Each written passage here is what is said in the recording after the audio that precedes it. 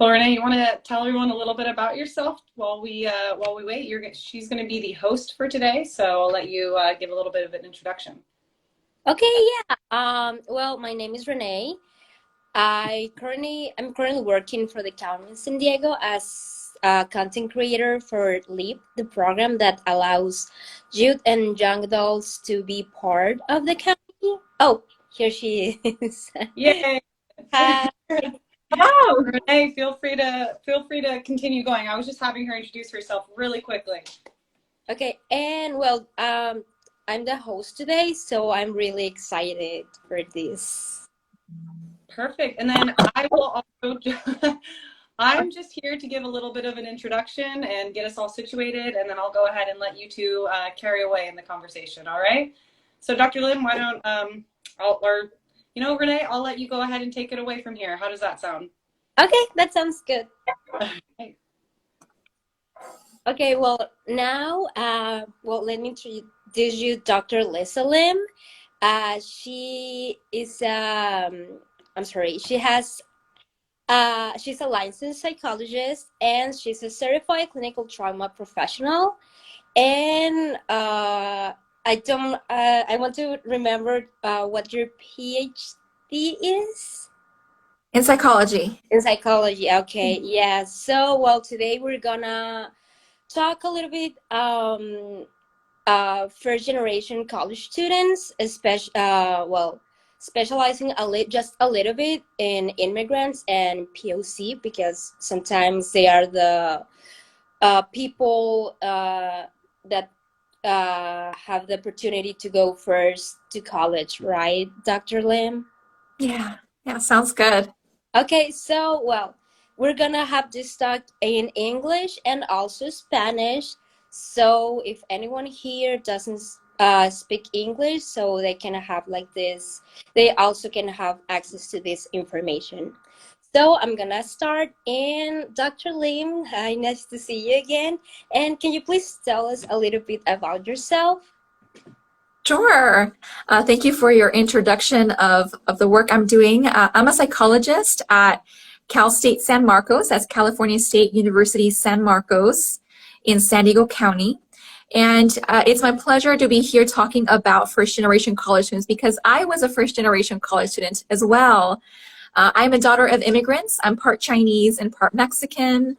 And I grew up part of my life in Mexico and came to Cal State San Marcos because this campus really provides a lot of services to first-generation college students.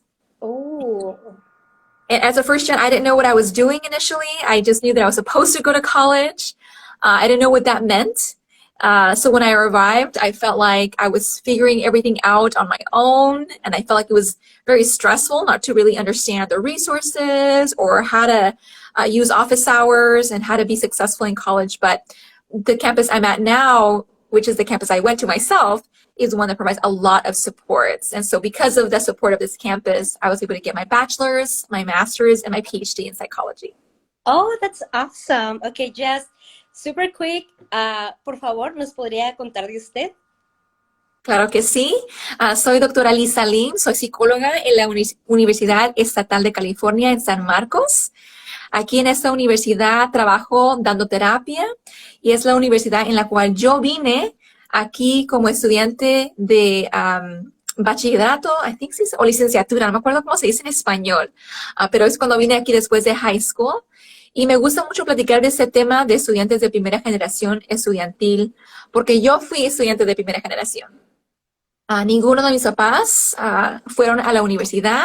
Mi mamá ni siquiera se graduó de la preparatoria. Yo cuando vine a la universidad no sabía qué es lo que tenía que hacer, nomás sabía que estaba aquí y que tenía que ser exitoso, pero no sabía cómo, no sabía qué tenía que hacer. Lo bueno es que esta universidad, Cal State San Marcos, tiene muchos recursos para estudiantes de primera generación. Y eso me ayudó bastante, que saqué nada más mi bachelor's o bachillerato en psicología, también mi maestría y también mi doctorado. Y ahora estoy aquí como psicóloga, como doctora, por ese gran apoyo que recibí en ese entonces. Okay, that's perdón. Confusing the languages. La verdad es que eso me hace muy feliz de escucharlo, porque creo que Mm, creo que muchos hijos de inmigrantes, así como usted, a veces le da como cierto miedo el ingresar a las universidades aquí en Estados Ujú. Unidos por lo mismo, porque no saben si hay recursos o si hay apoyo. Entonces creo que dar esta información también en español podría ayudarles muchísimo. So I'm going to start with the first question. And is, are there any concerns that you find are more unique to first generation college students? Yes, there are several experiences that are unique to first generation college students. Oftentimes, these students come from low income communities and often come academically feeling underprepared for the rigor of college classes. So they end up feeling low self-efficacy. And self-efficacy means, in a sense, like low confidence that they can be successful. First generation college students also struggle with really knowing what the resources are and how to use them to be successful because they have no one in their family that they can go to ask for guidance on if I'm stuck in a paper or if I'm confused about a part of my exam. They don't know that they can go to their professor, that they have a lot of opportunities for extensions and exceptions. Students don't know that there are mental health services on campus that they can use in case they're struggling with their own mental health. Students don't know that, if something's going on in their life, they can take a leave of absence and come back, that they can balance work and school. But that's one of the challenges. Another one is the lack of mentors and role models can really impact a student's ability to see themselves be successful. If you've never seen anyone in your life in the field that you want to study, like I didn't know anyone who was a doctor who was Latina. I didn't know anyone who had a PhD or even a bachelor's degree. It almost feels like it's hard to envision. And that really impacts students' sense of their ability to be successful. Another part is first-gen students often have a lot of family responsibility because a lot of them are BIPOC. BIPOC means Black, Indigenous students of color. And so we come from communities that are collectivistic, where there's a lot of family responsibility, others have work responsibility. And so it's hard to know how to balance all of these at the same time for first-gen students. They don't have, the family knowing that they need to spend time at home doing homework, unlike high school where you could just, do the work or don't do the work and still be successful. That's not the case in college. Sometimes it's hard to know how to balance all of that. Sometimes for first-gen students, it's hard to even get the support you need at home. If your parents and your family don't know that you have to go to class, that you have to work on a paper, and the papers are not like the short papers in high school. They're often longer, extensive projects that you actually have to participate on campus, like join student organizations, talk to professors, join the research labs. Sometimes families begin to question, like, why are you spending so much on this? Why don't you, help us with house chores? Why don't you attend this family event? And so that lack of support can create a lot of pressure for students. And then the additional stresses of being first gen, of like not having the information, the support, can create mental health struggles. And first generation students sometimes also come from communities where there's a lot of stigma in talking about mental health and asking for mental health support. So that can actually end up making their mental health struggles even worse. Okay, and well, ¿cuáles son las preocupaciones que encuentra en los estudiantes de universidad que son de la primera generación en su familia en ir a la universidad? Sí, hay bastantes. Voy a enfocarme en algunos específicos. Voy a tratar de acordarme de todo lo que dije en inglés para decir en español. Principalmente lo que vemos es que los estudiantes de primera generación muy comúnmente vienen de comunidades de bajos recursos. Y por eso a veces vienen y no están académicamente preparados para qué tan difícil son los requisitos en la universidad. A veces venimos de preparatorias en las cuales se nos hizo bien fácil sacar A's o sacar 10, pero aquí se requiere más tiempo. Los requisitos son más exigentes, hay más tarea, hay mucho más que balancear. Y cuando no son preparados y no tienen nadie en su familia que los pueda guiar, eso les causa más estrés. Otro problema es falta de mentores y guías. Cuando uno es de primera generación, no tenemos algún familiar o conocido que nos pueda dar la información que se requiere para saber cómo ser exitoso. Por ejemplo, me acuerdo mi hermana, que también se considera ella también First Generation College Student, estudiante de primera generación, estaba en su primera clase de universidad y estaba la profesora escribiendo en que se llama Whiteboard, el pizarrón blanco, y estaba platicando de Blackboard. Blackboard es un programa en línea en el cual acompaña tu clase, ahí están todas tus tareas, ahí puedes meter tu ensayo, hacer tus quizzes. Y me mandó un mensaje mi hermana, me dice, ¿por qué la profesora sigue hablando de Blackboard si el pizarrón es blanco? And I was like, this is what it's like. Así es el First Generation. Ella no sabía. Ahora ella me tuvo a mí y le puedo explicar. Blackboard es un programa en línea y el pizarrón en la clase es otra cosa. Eso es que nos falta. Nos falta como primera generación esa información de qué es qué, cuáles son los recursos, a quién acudo y qué es lo que me va a ayudar a ser exitoso. También lo que es difícil es que muchos estudiantes de primera generación tienen que manejar responsabilidades académicas con las de su trabajo y con las de su familia. Y uno a veces no sabe cómo manejar estos diferentes requisitos o responsabilidades porque nadie les ha enseñado. Nadie ha hecho esto antes que ellos. Y por último, los estreses que vienen con ser primera generación a veces causan o empeoran problemas de salud mental. Por ejemplo, si alguien llega a la universidad y ya tiene problemas de ansiedad, el no saber a dónde acudir a veces causa hasta más estrés y más ansiedad. Y luego eso, combinamos con no saber los recursos, no saber que hay terapia en la universidad, puede también que cause problemas más graves. And I think it's also like, well, I'm not a first gen college student. My mom went to college, but I think for what I have heard and seen and sometimes read, it's like there are like two sides. The side is like, oh well, my family really doesn't understand why I'm in college, and okay, my family wants me to go to college, and I have like this pressure of, okay, if I go to college is for them means like I'm gonna have a good job and I'm gonna make more money, and with that money it comes like the responsibility of helping my family too. And I think that also can create like an extra stress and anxiety pressure on them, because I mean, even like for us, that we are not like first generation college students, we feel like that pressure of the family, like that you have to be good and you have to make a good career out of it. And now I imagine like what it feels like to them, like to have like that pressure.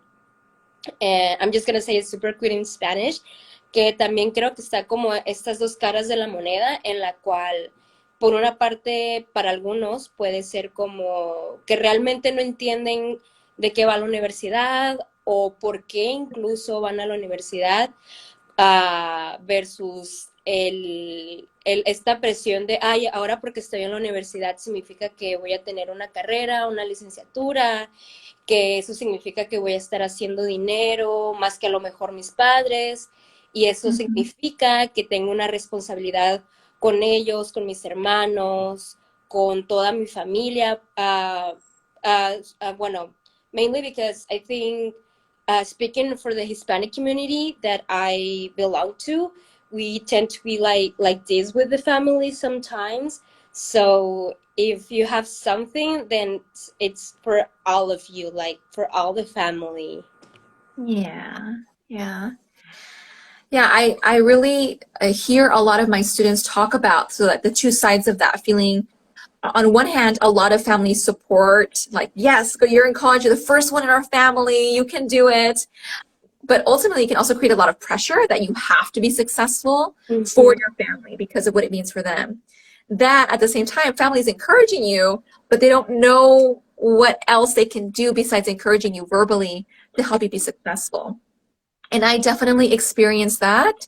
I remember my mom thought that after my bachelor's degree, I would be able to get a job that paid a lot of money. And I had to explain to her, in psychology, you actually have to get a graduate degree, you have to get a master's or a PhD. And that doesn't mean I'm going to start making a lot of money right away. And I have to be in school for a long time. And she didn't understand. She was like, ¿por qué?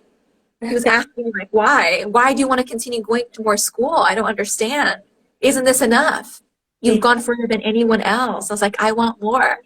And I'll share this now in Spanish.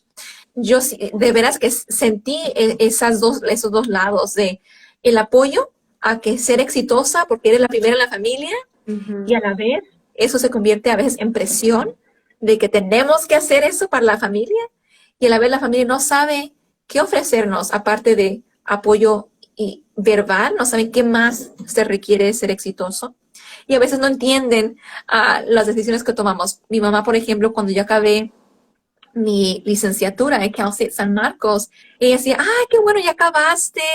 Ahora ya encuentra trabajo. Y yo, no, quiero sacar maestría, quiero sacar doctorado. Me dice, ¿ya para qué? ¿Más escuela para qué? Ya ponte a trabajar. Y yo le decía, no, es que esa carrera sí dura mucho. Y ella no entendía por qué. Me decía, ¿por qué más? ¿Por qué más escuela? Entonces, like, apoyo y presión a la vez también. Yeah, like City Love says, expectations. Yeah, Lots of expectations. Yeah, so I'm gonna move with the other question. It's what advice would you have for someone who is a first generation college student? Yes, I would say first, you absolutely can do this. Absolutely can be successful. I would say that it's important that you look at the universities that you're considering applying to and see what services that they offer for first generation college students. If you're seeing a lot of services, it means that it's a college that is very affirming and understanding of the needs of first generation college students. So you're going to need counselors that are specific to first gen students, additional financial aid resources for first gen students, support groups at the counseling center for first gen students, workshops on how to manage the stress of being first gen. If you're seeing these kinds of things, that signals that it's a good university for you. I would also recommend, it's really important that students understand it's not just about going to class. It's about getting to know your professors. It's about getting to know the campus and being involved. All of that is going to help you be successful. Because if you're just going to class and then leaving, you're not getting the full experience. You're going to need professors to write you letters of recommendation, to be your references when you're looking for jobs. And learning how to network and learning about resources, that's why you get involved on campus, because that's how you learn about those things. And then if you're struggling, if it's really stressful for you, if you don't have the support you need at home, I recommend going to therapy. That's a great way to process all the things that you're feeling, get the support you need, get some of that mentorship. And I think the other piece is look for mentors. Sometimes your mentor might be your favorite high school teacher, or it might be a professor from college that helps you understand what does it take to be successful. As a first gen, you don't have that mentorship you can get from your family. So you're going to have to look for it outside your family. So that could be in all kinds of places. I am a mentor to students. If I'm not their therapist, I could be their mentor and I can teach them like what it takes to be a first generation college student that becomes a psychologist and what that looks like. And then what else do I want to share about that? It's okay to tell people what you need. There's no shame in needing all the things that you need. When I was a first gen student, I didn't have a laptop or a computer or a printer. And so once I told my university, like, I actually don't have any of that. I'm really poor. I can't afford that. My family can't afford that. Then the school lended me a laptop for the semester, and I was able to do my homework there. And they didn't get me a printer, but they allowed me to print for free in certain offices. And so that really helped me out financially. And so I will stop there for English. Okay, well, now in Spanish, ¿qué consejos tienes para alguien que es el primero en su familia en atender la universidad? Okay. Primeramente, se puede. Definitivamente sí se puede. Segundo, es importante conocer las universidades a las cuales ustedes van a aplicar para que conozcan qué tipo de recursos están ofreciendo para los estudiantes de primera generación. Si ustedes ven que ofrecen recursos como consejeros que son específicos para estudiantes de primera generación, programas como EOP is a great program for first gen students, TRIO SSS is another program. TRIO también es otro programa que ayuda mucho a los estudiantes de primera generación. si hay programas, si hay grupos de apoyo, si hay apoyo financiero para estudiantes de primera generación. Estas son señales que esa universidad sí está preparada para apoyarlos como estudiantes de primera generación. Otro consejo es, para de veras ser exitoso, se tiene que hacer más de acudir a clase. En high school tal vez eso hacíamos, nomás ir a la clase y irnos a la casa. Para ser exitosos en la universidad es más que eso. Es definitivamente acudir a la clase, pero también conocer a los profesores. Es involucrarte en la escuela, participando en organizaciones estudiantiles, yendo a terapia, usando los recursos. Así es como uno va a conocer qué es lo que está disponible, qué es lo que se puede usar, qué es lo que les van a ayudar.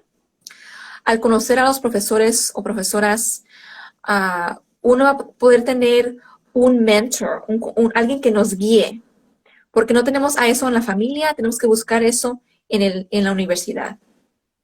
Por ejemplo, cuando yo no soy la terapeuta a un estudiante, puedo ser su mentora y puedo ayudarles a entender qué es lo que se requiere para empezar de 1st-Generation College Student, estudiante de primera generación, a psicóloga. Cómo todo esa meta es difícil, pero se puede hacer. Y uno tiene que encontrar quién me va a ayudar con esto, porque nadie en la familia va a poder ayudarme. ¿Quién más me podrá ayudar? Y acudir con los profesores es una buena manera de ayudarse a sí mismo a encontrar a alguien que los guíe. Mhm. Y por último, si ustedes están llegando a la universidad ya sintiéndose un poco deprimidos o con ansiedad, sugiero que acudan a terapia. Y la mayoría de las universidades de 4 años tienen un centro de consejería, es donde trabajo yo, y donde damos terapia para ayudarlos a manejar el estrés, depresión, ansiedad, OCD, lo que sea que ustedes tengan en su experiencia. Y eso los va a ayudar porque ya de todos modos es súper estresante ser estudiante de primera generación. No lo tienen que hacer ustedes solos, aquí estamos para ayudarlas. Entonces acudan a terapia si ustedes sienten que nos puede ayudar. Well, thank you very much. I don't know if we have like a few minutes to answer the question that maybe the viewers have. I saw one a little bit early.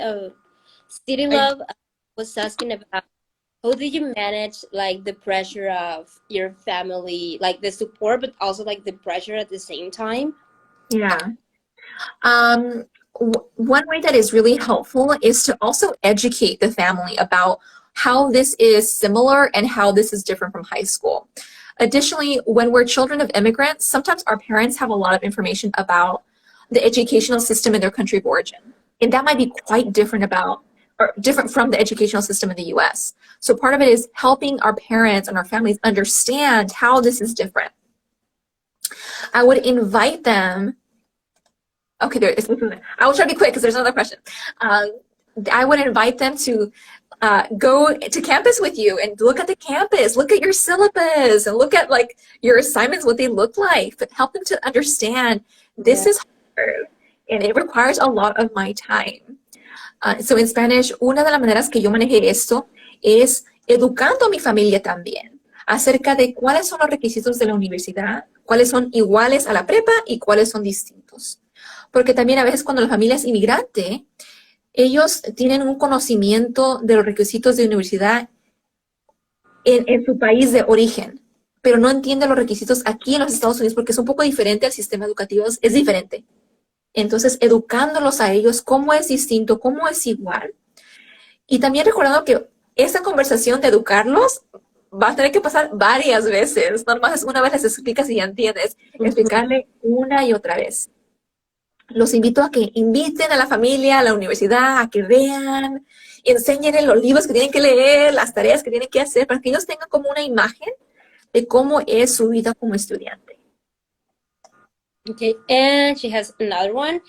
Advice to a parent on support to the kids going to college, and well, consejos para un padre en cómo apoyar a los hijos que van a la universidad. Sí, okay. I love this question. Yes, parents. Advice is, I encourage parents to be very understanding that for a first-generation college student, a lot of what's happening the first year is adjustment. They're figuring out how much time it takes for me to read a chapter, how long does it take me to write a paper, and it's very stressful and confusing. So being really patient, not blaming them if they're like, maybe they were A students in high school, but they're getting like B's and C's in their first semester of college. That's okay, because they're figuring out what it takes. It's going to be different. Also, being understanding that everything takes longer. So before maybe they got their homework done, like as soon as they got home from school, not anymore. It's going to take weeks, days at times to finish an assignment. So they can't always come home and wash dishes or come home and, help, with laundry. There's going to be some flexibility that's needed from parents about when students can do that, because sometimes there's office hours or an event they have to go to for extra credit that is time sensitive. And I would also encourage parents to ask their students, how is it going? It's okay if it's hard. It's okay if it's confusing. Let's celebrate the successes. Even if you got like a B on a quiz, that is a success. And when they're struggling, encouraging them to ask for help on their campus. Campuses are really built to help students with any struggles that they could have. So if you don't know how to help your student, it's okay. You don't have to have all the answers. Say, I wonder if there's something on campus that can help you with this. And then maybe with your student looking for it, or just encourage them, ask for help. Who can you ask on campus? And I'll say it in Spanish. So, me fascina cuando pregunta, ¿qué pueden hacer los padres? Porque es como un acto de amor, querer saber cómo apoyar a los estudiantes. Me fascina cuando preguntan esto. Primeramente, padres, ofrecer mucha comprensión, porque es muy difícil ajustarse como cuando es un estudiante de primera generación de high school, la preparatoria, a la universidad. Los requisitos son muy diferentes. Entonces, ofrecer mucha compasión. Va a ser difícil, estresante. Uno no sabe cuánto tiempo se requiere leer un capítulo de un libro de universidad, cuánto tiempo se requiere escribir un ensayo, porque es diferente. Siendo muy paciente con el estudiante, porque a veces el primer semestre, me pasó a mí, yo era estudiante de AP Honors, todo en la preparatoria, y mi primer semestre de universidad, yo saqué B's y C's por primera vez en mi vida, y es porque uno no sabe cómo ajustarse al principio. Y es dar esa comprensión y dar esa compasión de que, es está bien tomarse su tiempo en ajustarse, porque es diferente. También preguntarle al estudiante, ¿cómo te sientes? ¿Cómo te está yendo? ¿Está bien si es difícil? ¿Está bien si estás confundido? ¿Está bien si no sabes? Pero preguntarle, invitar esa conversación con el estudiante. Y si el estudiante tiene problemas o obstáculos, ustedes no tienen que saber todo, los padres no tienen que saber todo siempre. Recuerden, las universidades tienen muchos recursos. Yo les recomiendo decirle al estudiante, pregunta en la escuela. Me imagino que hay algún tipo de recurso o alguien que le puedes preguntar qué se puede hacer en esta situación. O también sentarse con el estudiante, ustedes como padres, y ayudándoles. Vamos a ver en la página de internet de la escuela, vamos a preguntar ahí qué se puede hacer con este tema para ver qué nos sale de ayuda. Porque tenemos ayuda para todo en la universidad. Todo, ya hemos visto todo, podemos ayudar con todo. Siempre hay una excepción. Nada más pasa que ustedes pregunten. Okay. Well, thank you very much, and muchas gracias. I don't know if Danielle wants to say something. No, I'm all good. That was amazing. Thank you both so much for being here and having this conversation. I was smiling the whole time just because exactly what the purpose of this conversation is, or this Instagram Live is for, is just to break down those barriers and increase access to these conversations for everyone. So I really appreciate that both of you were here, and hopefully we can have you both back in the future at some point. So Dr. Lim, thank you so much, and Renee, thank you as well. Thank you. Thank you, everyone. I'm happy to be here. Placer estar aquí. Thanks. Bye. Have a good day, everyone. Bye.